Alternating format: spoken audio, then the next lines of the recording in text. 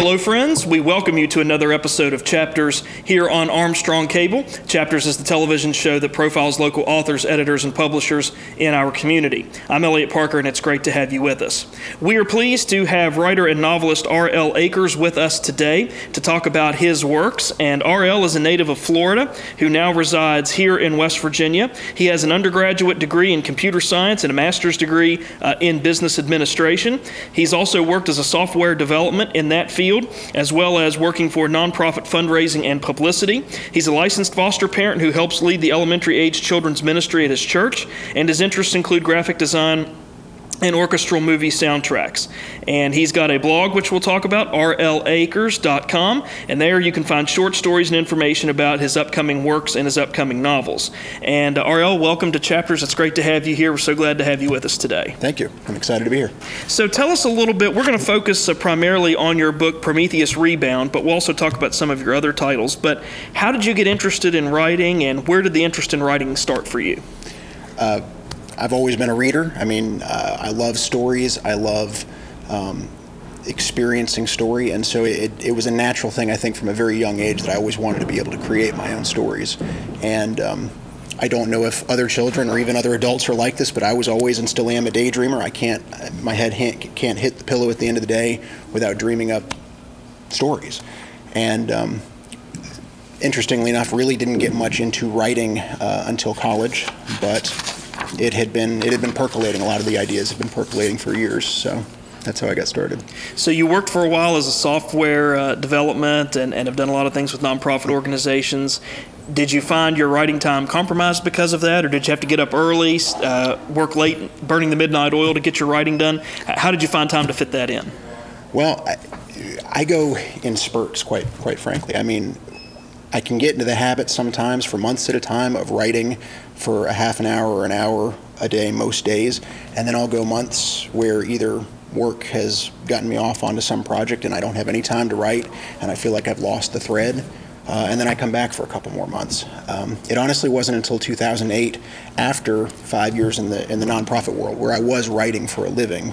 Every day I was writing appeal letters and writing grant requests to foundations. It wasn't until I was out of that world, or actually about to be out of that world, and focusing on software development that I really started focusing the time into writing fiction.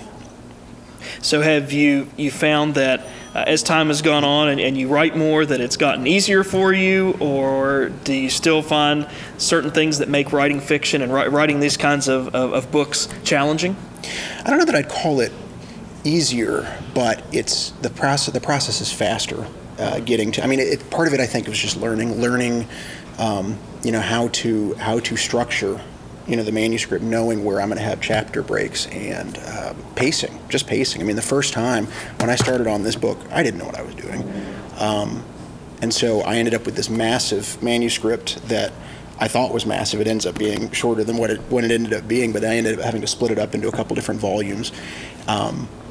Didn't have any idea of pacing at the time, ended up completely rewriting it, but just recently started on a fresh new project actually in November, and was blown away with how quickly I was churning out readable manuscript. So it doesn't feel easier in the moment, but it is, I guess you just get better at it with anything. Like anything, as you practice, you get better at it. So fantastic. Tell us a little bit about this book, Prometheus Rebound, the launch of the Griffin's duology. It's actually Griffins. Excuse me. And that's fine. That's fine. I deliberately picked, that is a valid spelling, but it is an unusual spelling. It's obviously not, it's not an American English word. I guess it's Old English. But the Griffins duology, there's also a short story collection that I include in that. I wanted to take some of my favorite themes from science fiction, the alien attack, the potential end of the world, and really focus in on what would that look like in the present day, in the real world, with a very firm commitment to being realistic. Now, obviously, science fiction, you're gonna have something that's out there, some crazy concept, and for me, it was the presence of these aliens. But taking that one kind of impossible, or at least, obviously many people believe that aliens do exist, but we don't know. We don't know the details. So making up that and setting that aside as my premise, Let's tell a believable story. How would society react? How would the government react? One of the major directions I take it that kind of forms the foundation of the story is the creation of a new branch of military. Since our nation's founding, there's only been one new branch of military, and that was the Air Force splitting off from the Army in, I guess, the late 40s, 1947, something like that. And I created a new branch of military, the Orbital Defense Corps, that splits off of the Air Force as part of this story. And the story kind of focuses on primarily the pilots and support staff of that branch of military. And one of the things that's interesting that happens in this book, we don't want to give too much away for our readers because we certainly encourage them and want them to read that, but there's a UFO crash landing in rural England in your story, and there's a pilot who I found to be a very enigmatic character. His name is Klein, and he sort of has a dual purpose. He brings a gift that people of Earth, for lack of a better term, would be interested in, but he also has a dire warning of things to come. Tell us a little bit about Klein and his role and what happens in your story. So Klein is a code name. It's not his actual name, but Klein is, like you said, enigmatic. He's not really the focus of the story. He's something that and this crash landing happens in actually Christmas Eve, or I guess it's the night of Christmas, 1980.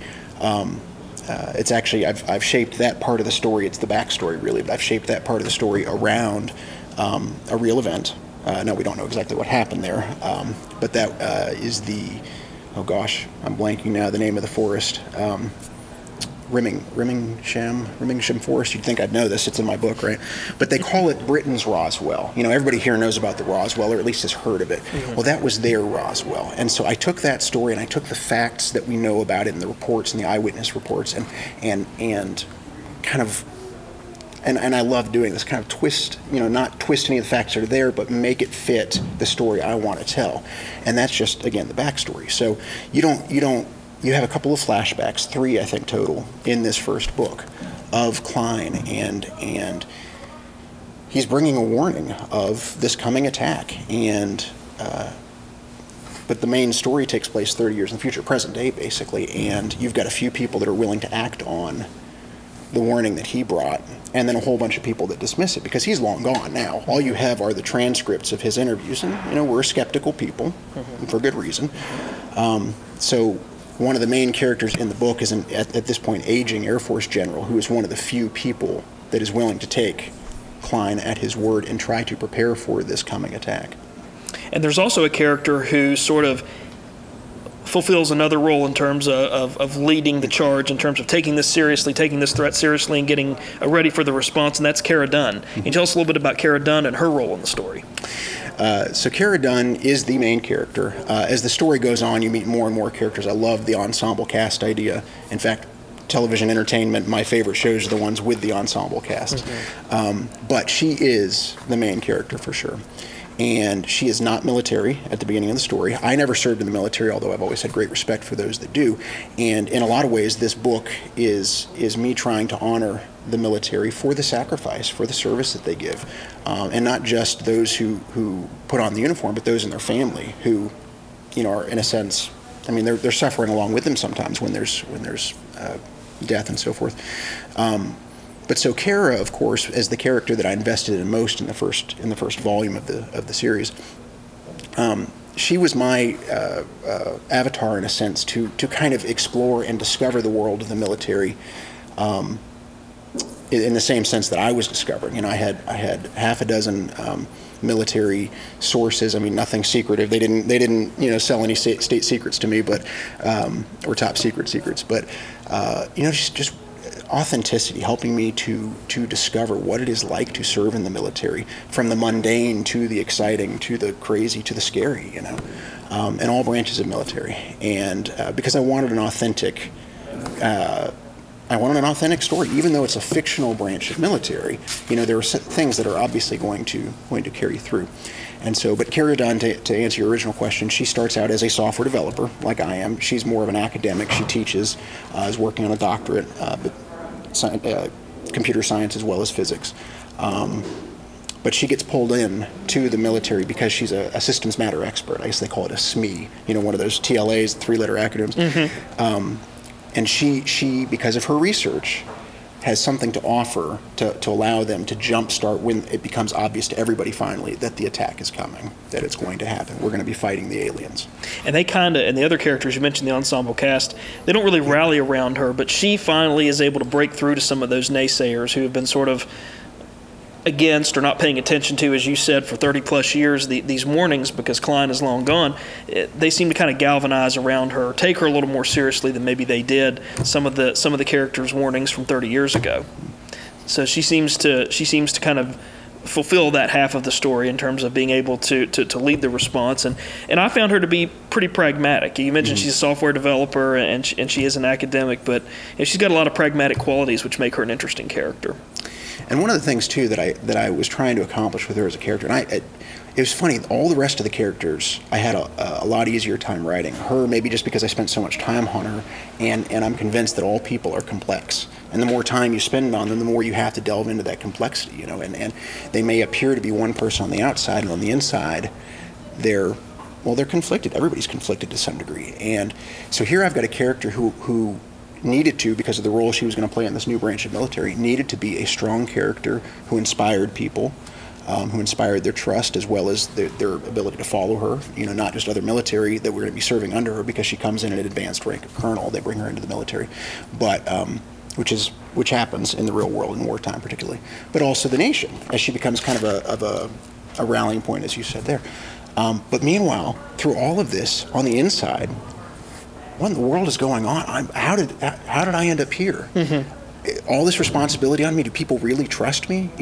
So I trying to balance realistically how a real human being would be dealing with that sudden responsibility of all of these people. And she's thinking, I can't do this. This is beyond me. Yeah, she's a great character. I mean, I was glad that we were able to follow the story through her perspective. You mentioned some people in your acknowledgments, and I wanted to ask you about these folks and some of these entities. And I know you talked about striving for authenticity and making sure that it's accurate. But I wanted to ask you about these people and the contributions they made in terms of helping you get this book prepared. Mason Matthews, your science advisor. Who was Mason? How did you guys meet? And what did he do to help you get this book put together? Mason is one of my best friends from college, and he's a teacher. At this point, he's also been in the business world as a software developer.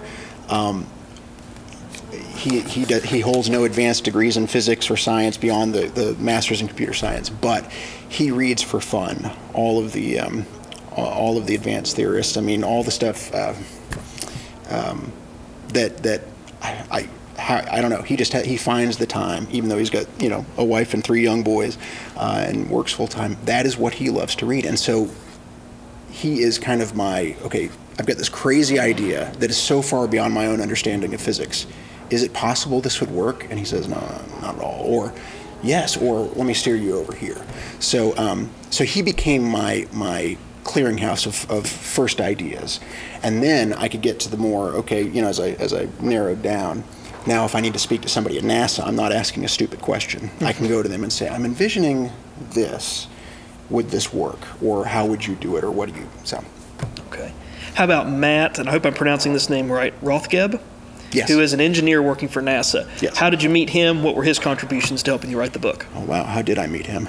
I think I hit a point where I had some very specific questions, again, that I needed to ask somebody in the know at NASA, because obviously NASA would have to be part of launching service personnel into space. Now, my new branch of military is, in a sense, like the Air Force.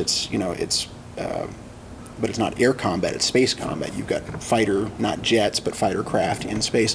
But if you're going to have people fighting in space in individual combat, you're going to have support structures and installations and hundreds of people living in space. I got away with 800 people, which may seem like a lot. It is a huge amount, a huge number, compared to what we've put in space until now. But a very, very few number of people, if you consider these people are at war. This is the support structure for the defense of the entire, the entire continent, North America. So I had to go to NASA. I couldn't just make this stuff up. I had to know, how do they do it now, and theorize, what would you do, and right down to the propulsion systems of the Destrier, my fighter craft. Let's get into the nitty-gritty of the science. How would we do this? What would be, the balance of safe and also, a dynamic fighter craft that could move quickly from point to point. So all that to say, I reached out to some friends in Florida. I'm originally from Florida, right? And there were actually two different people at NASA that I ended up getting the opportunity to speak with, one of whom I believe was the director of, I'm going to get his title wrong, but he works with the space debris problem. We've got all this detritus just floating around in space, which made for great story. Mm-hmm. But he's the director of the project, I guess, that is looking for the solution to that. Matt is an engineer, has been involved with a couple different projects that I know about that I'm not necessarily supposed to say. He didn't share anything about any of those things. But again, he has the knowledge to be, right off the bat, well, that doesn't work, or that would never be that way, but here's how we would do it. Oh, fantastic. What great insight. It sounds like Absolutely. Both those guys are very cooperative. Last person I want to ask you about, Dr. Rob Johnston, generous with his medical expertise. So what role did he play in helping you write your book?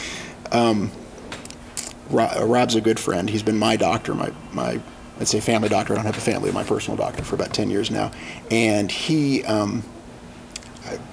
had some basic questions about, again, if somebody gets injured in such and such way, how would you treat that? I mean, you got to have a doctor, right, if you're going to have any kind of combat or injuries or whatever in your book.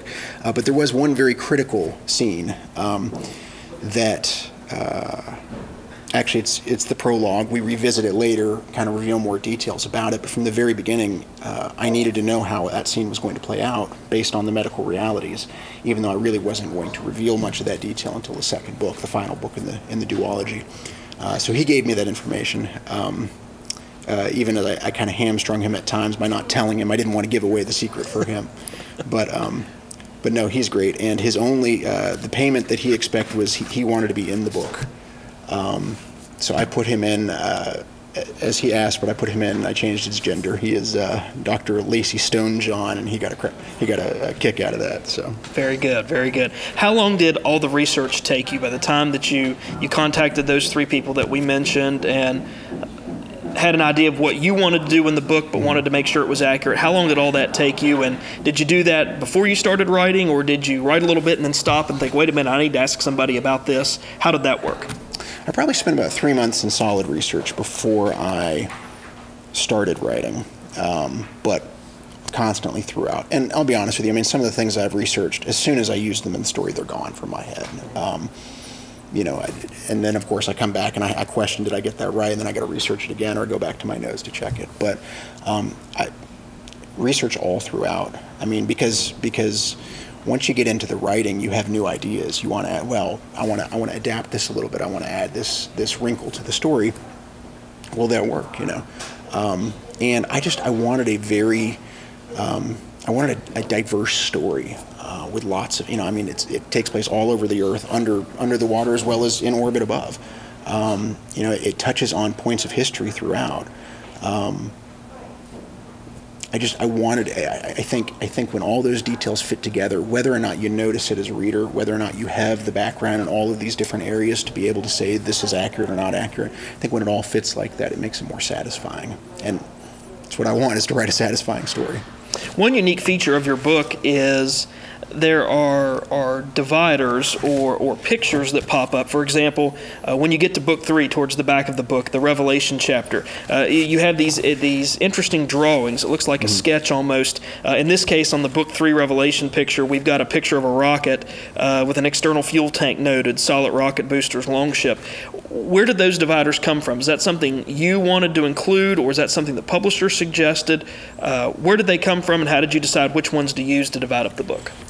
So graphic design has always been something that I've enjoyed and been involved with as well. So from the very beginning, I had the sketches because I was coming up with my own ideas for spaceships. For the Longship you mentioned is the orbiter that will actually carry 200 people into space at a time. And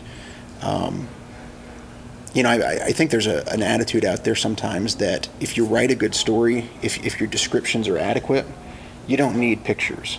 But, pictures, what was the expression about pictures in 1,000 words, right? I mean, pictures worth 1,000 words.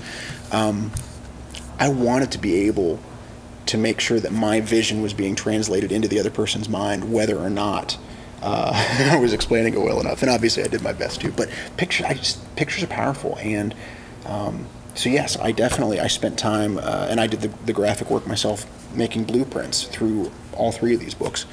There are places where, for example, a newspaper article, a clipping of a newspaper is mentioned. And so instead of quoting it, I want the actual newspaper. I want that realism. And so I put the actual newspaper in there. I have a press kit that I created in universe, but as if it were a real press kit, and it's available on my website. I gave you a copy as well earlier. That includes, for example, pictures and profiles and bios on several of the characters who were public figures within the story. So yes, I love that extra aspect, as well as designing the covers and so forth. Well, you did a terrific job because it's excellent, both the insert dividers as well as the cover.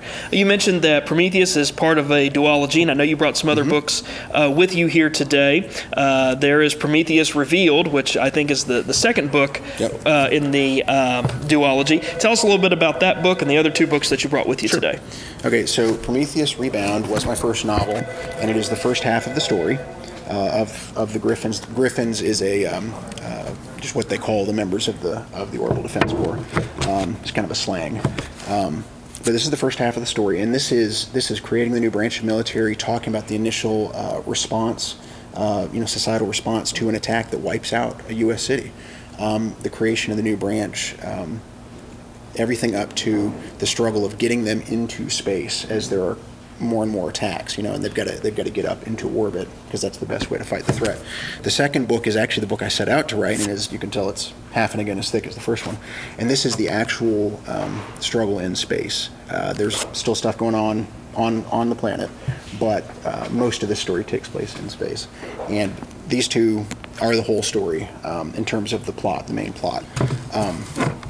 Prometheus Rising is just a couple of short stories that had always been there, in my head, part of the story, but not necessarily in the main plot, and just kind of me filling in a couple gaps. In fact, the story of Klein's crash that I couldn't quite fit in a way to do it credit. I mean, you get everything you need to from the main story, but if you wanted to know every little gritty detail of what happened that crazy night in 1980, that's one of the stories in here. So this was just kind of something fun I did on a lark to fill in a few of the gaps. I also included 8 preview chapters in this, so you get 5 short stories, 8 preview chapters. It's pretty cheap. It's $1 on Kindle, and so it's kind of if you're not sure what to think of this new author and whether to invest, it's a way to do that pretty cheaply. A good way to whet the reader's appetite, exactly, so to speak. Well, in our final moments, I know we wanted to give you an opportunity to read an excerpt from Prometheus Rebound, and I know you've picked out a couple of passages, so we'll give you a couple minutes. We'll turn the table over to you, so to speak, and let you share with us a passage. But before you start reading, set the scene for us just a bit. Tell us where we are and what's going on, a little bit of background before you read your passage. Okay, so just one passage, I assume? Yes, that'd be fine. I'm actually going to do something a little bit different here. I have a number of passages, if you go to my website, that are excerpted. I've never used that as a verb before, or at least I've never spoken it out loud before. But excerpts that you can read from the various books, probably like 15 or 20 of them. But I'm going to try something a little bit different from the very end of the book. I'm going to read something right out of the middle of the climax, so I'm going to have to be careful to change a name in the middle of it as I'm reading so I don't give anything away. But as I mentioned, the struggle in the first book is getting this new branch of military into orbit where they can defend the country, where they can defend the world. But for whatever reason, the primary attack seems to be focused in North America. And there's been sabotage, there have been assassination attempts, sometimes by other humans. We don't know what's going on. And there's a bomb basically on the launch pad right now that could disrupt things if they don't get the long ship into orbit soon enough. So there's really no good place to start, so I'm just going to start right here. How could you be so stupid? Enough. The traitor blinks rapidly, calming himself. Kara belatedly realizes that the storm has quieted considerably. The precipitation continues falling, actually harder and colder than before, though there's not as much ice in it. "I'm sorry I've disappointed you," he continues quietly, and Kara can almost believe he's sincere. "But there's no time left for waffling. I've considered this from every direction and made my choice, and I will stand by it. I'll stand by it here." He swallows. "I'll be with my friends when they die. We'll die together, a sacrifice to protect our country." Despite the man's raging emotions, Kara can see that he is convinced. He truly believes that what he's doing is the best option in an impossible situation. She cuts her gaze right to check the detonation countdown. 4 minutes, 46 seconds. "Already?" "Kara," he says softly, breaking into her thoughts. "Go. Just go. I don't want to hurt you, or anyone, but you don't have to die. Just drop the gun, the phone, and go." Kara Dunn is very tempted in that moment. To her shame, she realizes that's an out she's willing to take. What else can she do? What could she possibly accomplish?